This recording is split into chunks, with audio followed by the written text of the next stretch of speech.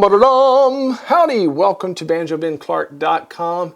As you probably already know, but in case you don't, this is your best online home for learning how to play the banjo or the mandolin or the guitar or the mandolin. Welcome, I'm glad that you're here. Today we're learning one of those old songs that everybody knows. I have to be honest, this one didn't resonate with me too much growing up in East Texas. To us, mountains were fire ant hills, and we had a lot of those. If you're watching this on Facebook or YouTube, here in a while I'll ask you to go over to my website where so many of you have, and I want to thank you personally for doing that. And I think that you'll love the site. If you've never been over there, go check it out. You can download all my tabs. I have hundreds of them on banjo, mandolin, or guitar. You can get this tab exactly like I played She'll Be Coming Around the Mountain. I offer them in PDF or TEF format. And I have hundreds of videos there as well for all kinds of skill levels. Let's look at learning She'll Be Coming Out of the Mountain, around the mountain in the key of C, but playing it out of G tuning. I hope she'll be bringing some biscuits around that mountain when she comes, truthfully. I could use a biscuit right now. Hey, let's talk about this song. This one is unique because we're playing out of the key of C, okay? And but we're not changing our tuning any. Sometimes when you play out of the key of C, this low fourth string, this low D string, you'll tune it down a whole step. And that's just called C tuning. We're not going to do that here. We're just going to leave it in regular G tuning. But just play out of the key of C. Now in the key of C we have three main chords that usually happen in the key of C. Of course you have your C chord, that's called the 1 chord or the root chord. Then you have the F chord, which is called the 4 chord. Okay, it's the fourth note in the C scale, C, E, D, E, F. And then you have the 5 chord, which is the G chord. Okay, C, D, E, F, G. So C, F, and G are your three main chords that you're going to see almost in any song in the key of C. In this particular song, that's the only chords we have. Okay, so let's just look there at measure 1, and we've got just a 2/4 note walk-in to the melody here.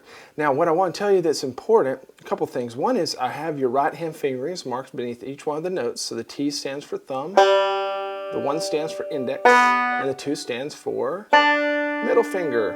Okay. The other thing is that the melody is very plain in this arrangement. It's a basic arrangement.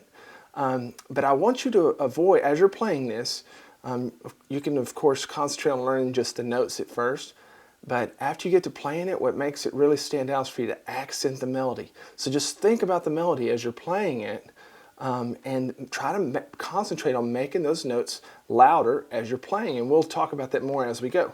But what I want you to do first is getting what I call just a partial C chord. If you don't know what that is, now you're about to learn. You're going to take your index finger, place it on the first fret of your B string or your second string. Then I want you to take your ring finger and place it on the second fret of your first string, that D string. That's just a partial. A full would just mean that we would take our middle finger and put it on the second fret of the low D string.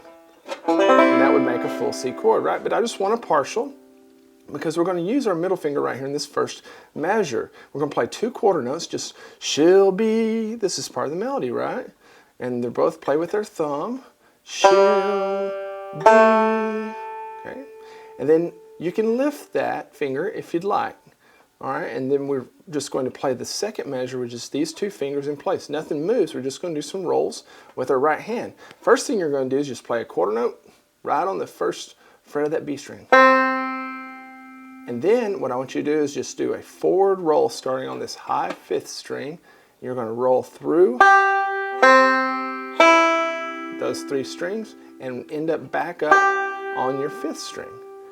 And then the last note of the measure is back to this first fret there, okay? So that second measure just kind of goes in a circle. Sounds like this. Ready, go. 1 and 2 and 3 and 4 and, okay? So pretty simple so far. That's what it should sound like. Just dealing with forward rolls here. We'll mix it up here in a little bit. And then I'd still want you to leave these 2 fingers in place all the way through these first 4 measures. Just keep that in mind. The only thing that's going to be moving with our left hand is your middle finger. And so in measure 3, we have 4/4 notes in a row. First one's on the second fret of the G string. You play it. Then your open G string. And then you reach down to your second fret of your low D string. Play it. And then the open G string. Okay, so that measure is just, and that's just part of the melody, right? Come on the mountain, Banjo. Cool. And then we're going to land on measure 4, once again, on that melody note. And this measure is almost exactly the same as measure 2. You see that? The only thing that's different is our very last note of the measure. So we start off with a quarter note, do that same forward roll, but then land on an open D string. So we're going to lift our ring finger. I'm going to give you a clue though. Still keep this index finger down. See if we can play measure 4 together. Ready, go. 1 and 2 and 3 and 4 and a little faster. Ready, go. 1 and 2 and 3 and 4 and good job. Okay, so that's what we've learned so far.